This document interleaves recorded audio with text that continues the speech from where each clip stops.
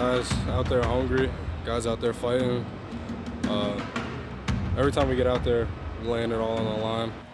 Entertaining game, gutsy effort in the shoe. Another disappointing result as the Buckeyes Blues continue. I don't really have any good college stories on scrap other than the time. Oh, and it ends there. We do our best to get some scoop on Scrap from his former teammate and friend, Matt Millen. Of course, we talk some football, but the four-time Super Bowl champ also tells us why it's so important to check the donor box on your driver's license. 2 years ago, they shut down the campus for a Friday night shellacking of the Terps. Now there may be a reason or two to fear the Turtles. Nittany Game Week starts now.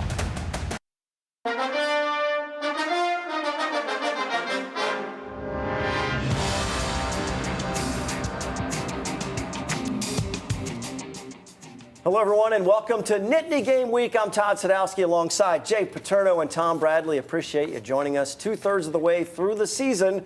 A perfect September, 4-0. A forgettable October at 1-3 with a fifth consecutive setback to their nemesis, guys, the Buckeyes. Got them again. Yeah, but you know what? A lot of good things to come out of this game that you can look at. A lot of progress was made in some things. But, again, you got to get over that hump if you want to be at the level that people want to be. Yeah, and I think the thing is there's no moral victories in this game, but they fought, they played hard, they didn't get it done. And you know what? That should be motivation as they get on to this week's game. Well, still a lot out there. Still a really tough schedule ahead as well. This loss to Ohio State feels similar to some of the others. Strong start, fight hard all night long. In the end, too many mistakes to overcome. Let's dive a little deeper in our opening drive.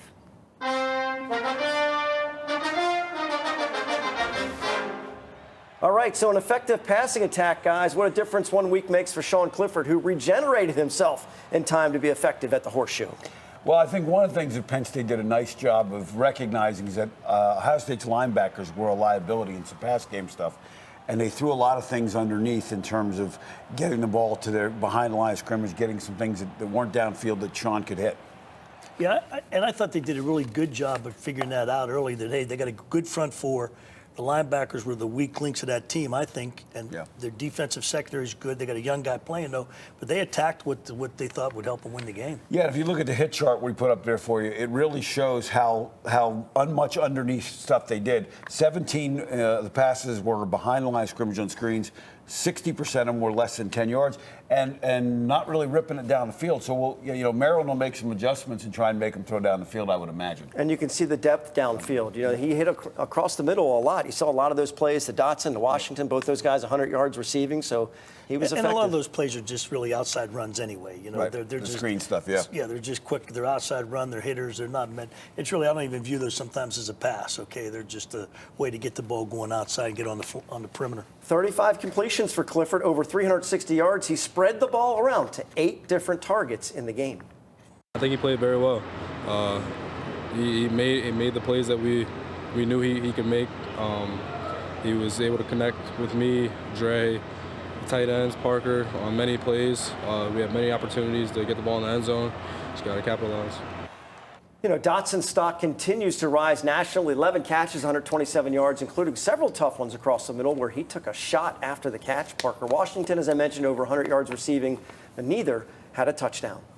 Well, I think, again, it's one of those things that we want to see him get down the field, but with Sean's ribs or whatever it is, can he make those throws down? There was only 2 downfield, and they didn't complete either one. But look for that this week because Maryland's going to take away the underneath stuff. Yeah, here's a common theme, guys, the solid red zone defense, Tom. Well, there's nothing more disheartening for an offense. You take it the whole way down the field, then you only get 3 points.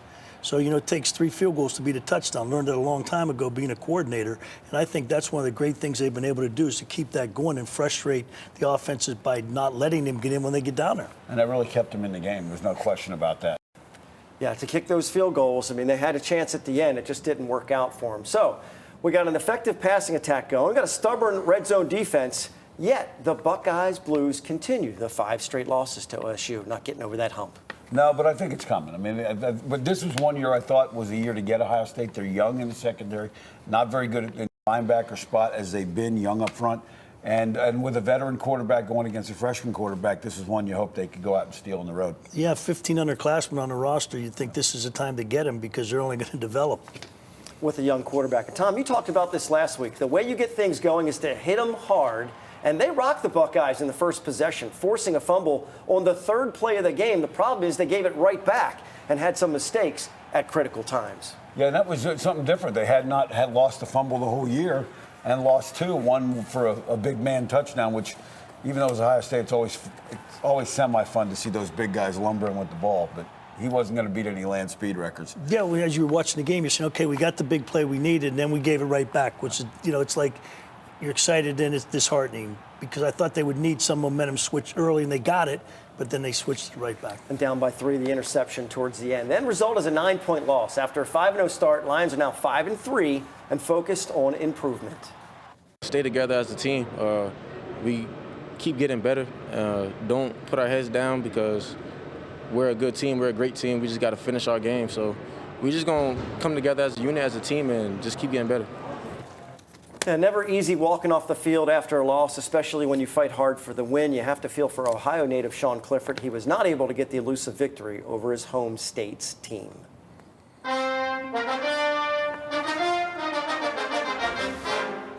Time for the scrap medal. We recognize one of the key guys on the defense. Played a big part in the red zone stops, as you can see here, Curtis Jacobs. Yeah, Curtis Jacobs gets the award this week because for a couple of reasons. Don't say I favor linebackers either. You like the linebackers. He deserves it. Look at him. No, but he had a great game, 7 tackles, 2 tackles for loss. Here's a guy every week, as I've been watching him a little bit, he's getting better and better each week. Curtis Jacobs wins the scrap medal for this week against Ohio State.